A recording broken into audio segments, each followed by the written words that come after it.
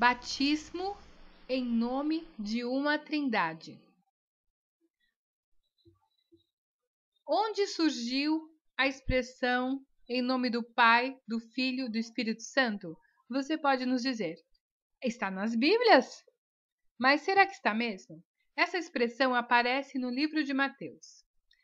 Mas o livro de Mateus é comprovadamente escrito em hebraico. Eu vou ler a citação de Eusébio da História Eclesiástica 3.39.16. Diz o seguinte: e a respeito de Mateus, Matitiarro, ele escreveu o seguinte: assim então Mateus escreveu os oráculos na língua hebraica e cada um traduzia como era capaz. Eu não vou ler todas as citações porque são inúmeras e comprovadamente os escritos do livro de Mateus é em hebraico. Só que nos escritos de Mateus não aparecem a tal ordem apostólica para um batismo da Trindade. Eu vou ler aqui na escritura hebraica, Matitiarro, nos seus últimos versículos. Ide, portanto, e fazei talmidim de todas as nações, realizando-lhes a mikvá em meu nome, lhes ensinando a Shomer todas as coisas que eu vos tenho ordenado.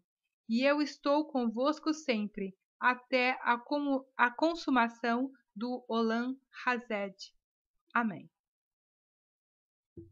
Vejam, aqui não existe batismo em nome do Pai, do Filho e do Espírito Santo. Inclusive, em todas as Bíblias, apesar desta ordem, todos os batismos que aparecem nas traduções da Vulgata Latina, que são as Bíblias do padre João Ferreira de Almeida, não aparece na prática nenhum batismo sendo realizado em nome da Trindade.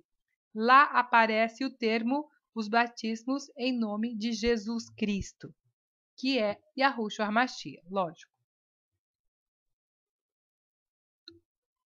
Então, onde apareceu o tal batismo da Trindade?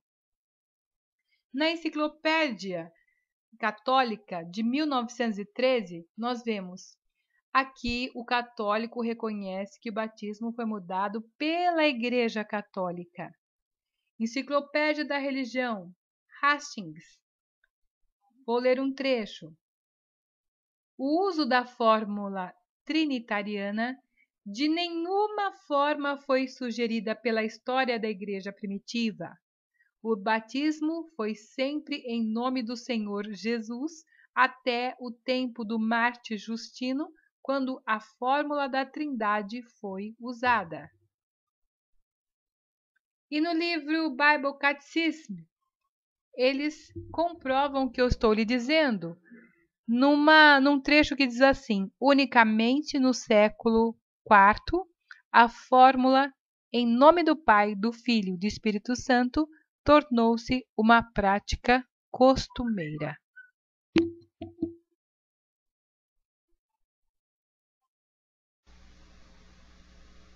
Eu era membro da Igreja Adventista do Sétimo Dia de Águas de Lindóia.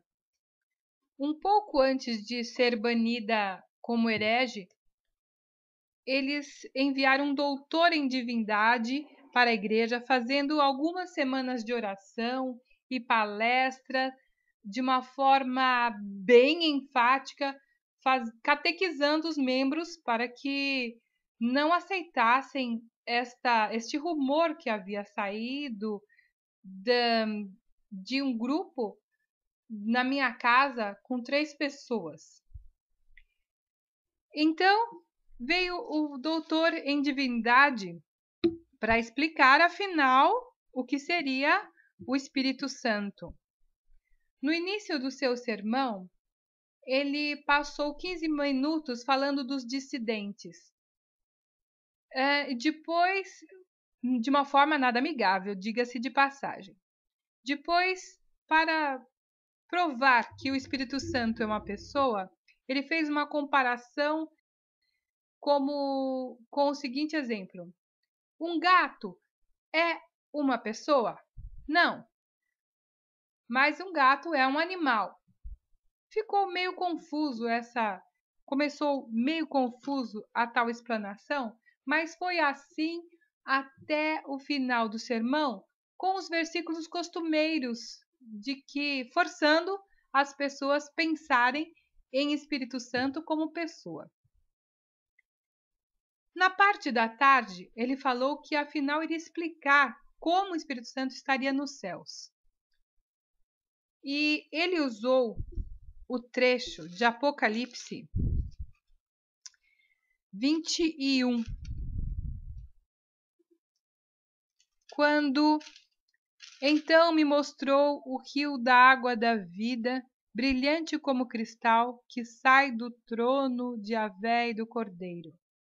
E disse que o rio da vida era o Espírito Santo.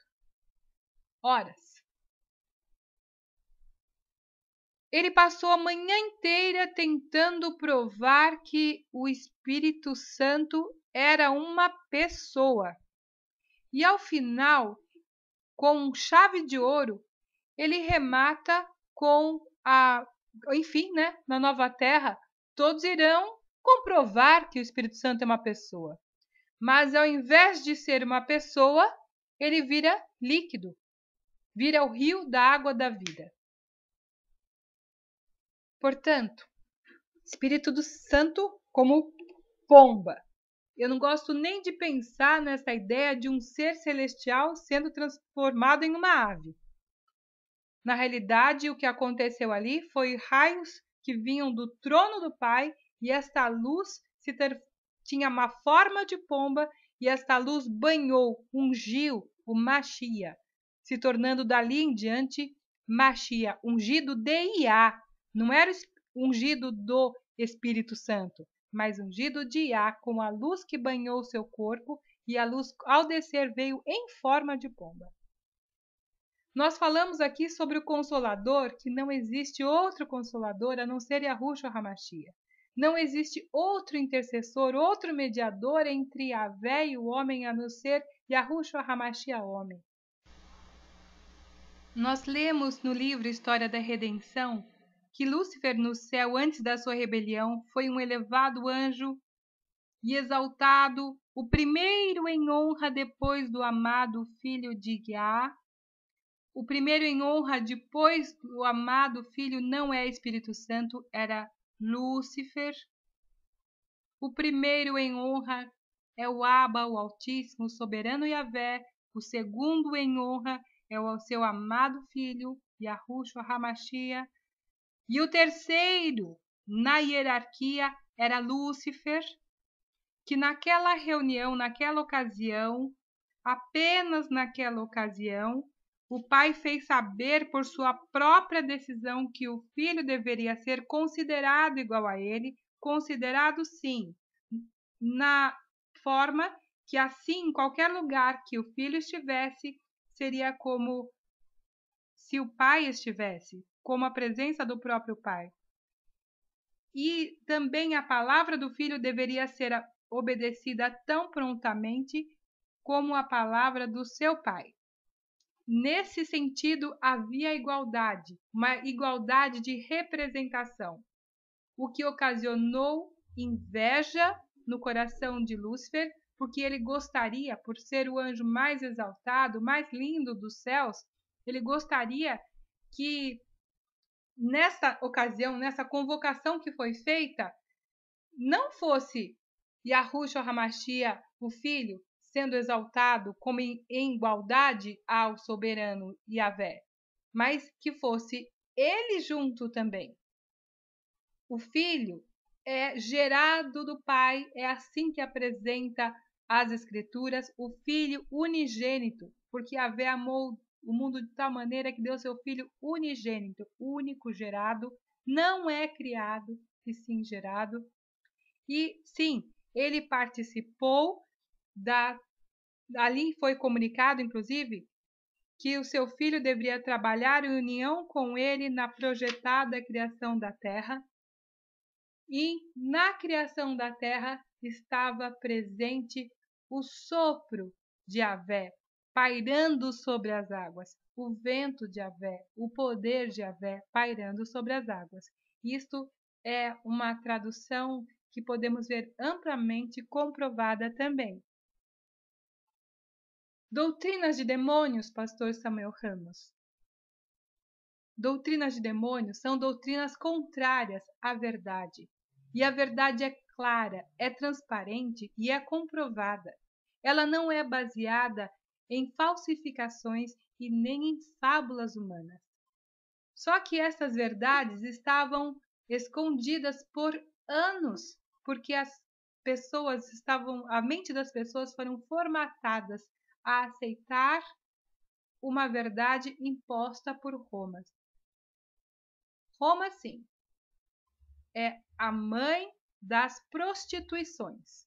A igreja estabelecida por Roma é a mãe das adulterações.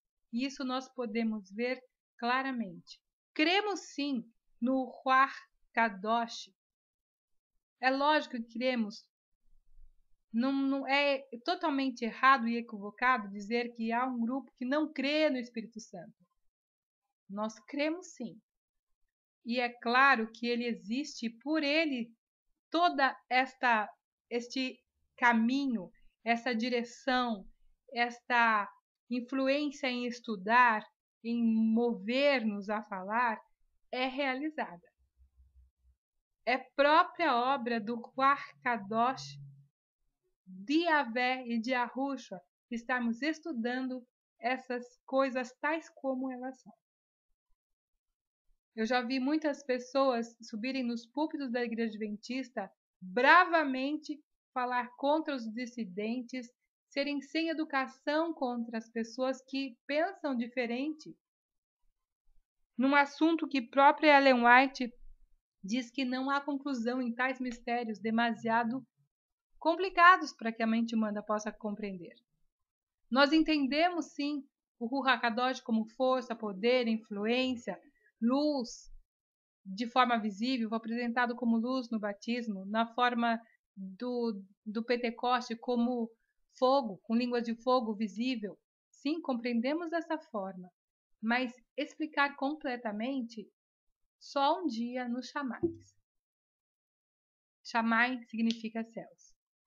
Então, vamos falar, quando formos falar contra os dissidentes com respeito a esses assuntos, falem com propriedade. Se o senhor pastor Samuel Ramos ou qualquer outro pastor quiser fazer um vídeo para mostrar que tudo que eu falei aqui está errado e comprovar que está errado, nós estaremos inteiramente abertos e inteiramente agradecidos, porque se há assuntos que estão